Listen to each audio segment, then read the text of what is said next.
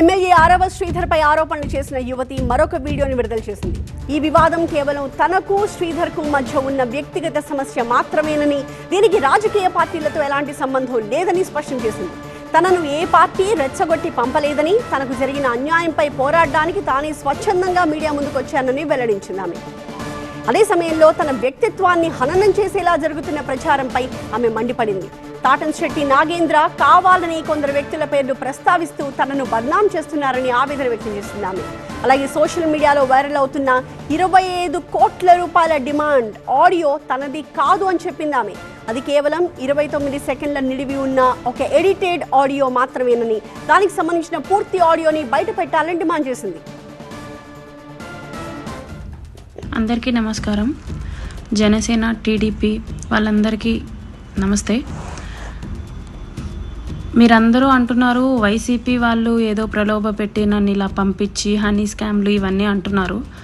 కానీ నన్ను ఎవ్వరూ ఎటువంటి ప్రోవోక్ చేసి పంపించలేదు. ఇది నిజంగా నాకు జరిగిన అన్యాయమే. కానీ ఇక్కడ జరిగిన అన్యాయం ఒక అబ్బాయికి అమ్మాయికి మధ్య జరిగింది. పార్టీలకి సంబంధం లేదు.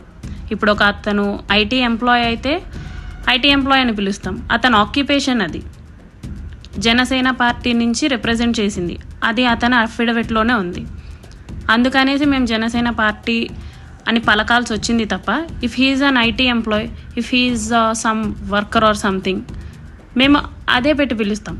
ఇప్పుడు వీణా అంటే రైల్వే కోడూరులో పనిచేసే అమ్మాయి, గ్రామ పంచాయతీ ఆఫీస్లో. నేను కూడా పంచాయతీ ఆఫీస్ తరపు నుంచే కదా. మా మినిస్టర్ కూడా పవన్ కళ్యాణ్ గారే కదా. సో నన్ను ఏ పార్టీ ప్రలోభ పెట్టి ఈ పని చెయ్యి అనేసి పంపించలేదు. ఇది మీకు ఎంక్వైరీలోనే కొద్ది రోజుల్లో తేలుతుంది. ఇంకొకటి 25 కోట్లు అడిగాను అనేసి అంటున్నారు. అసలు ఆ వాయిస్ నాది కాదు. నేను అందుకే స్టన్ అయ్యాను. మీరేదో 29 సెకండ్స్ ఉంది ఆ వీడియో. 29 సెకండ్స్ వీడియోని నాకు చూపించి ఇది మీ వాయిస్ అంటే నేను ఒప్పుకోను. నా వాయిస్ కానిది నేను ఒప్పుకోను. ఒకటి, ఆ వాయిస్ ఎవరితో మాట్లాడా?